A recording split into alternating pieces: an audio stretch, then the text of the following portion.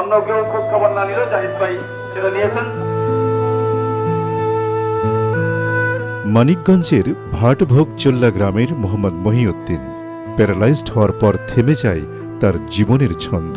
দুহাতে দুটি বাঁশের লাঠি ভর দিয়ে অনেক কষ্ট করে হাঁটতেন। একজোড়া ক্রাচও ছিল না তার। সেদিন নির্বাচনী গণসংযোগে বেরিয়েছিলেন মানিকগঞ্জ ২ আসনে জামায়াতের এমপি প্রার্থী মোহাম্মদ জাহিদুর রহমান। পথে মহিউদ্দিনের অসহায় দৃশ্যটি চোখে পড়ে তার। অনেক কষ্ট দেখে ব্যথিত হন জাহিদুর রহমান। সহানুভূতির হাত বাড়িয়ে দেন তিনি।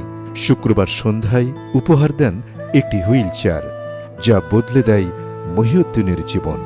আবেগাপ্লুত মহিউদ্দিন কৃতজ্ঞতায় জড়িয়ে ধরেন জাহিদুর রহমানকে। দোয়া করি সব সময়। হ্যাঁ, ঠিক আছে। আল্লাহ যিনি করে বুঝছেন না, আমি সব সময় করি। কাকা খাড়াইছে আমার যিনি, আল্লাহ যিনি তারে হ্যাঁ, ঠিক আছে, ঠিক আছে। আপনি একটু প্র্যাকটিস করেন। এই যেটা ধরেন, এইটা ধরেন, ধাক্কা দেন, এটা দেন। হ্যাঁ, ধরেন না কেউ।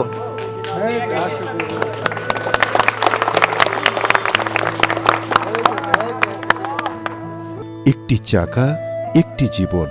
এখন মহিউদ্দিন আর লাঠির ভরসায় নন, ঘুরে বেড়ান হুইল চেয়ারে।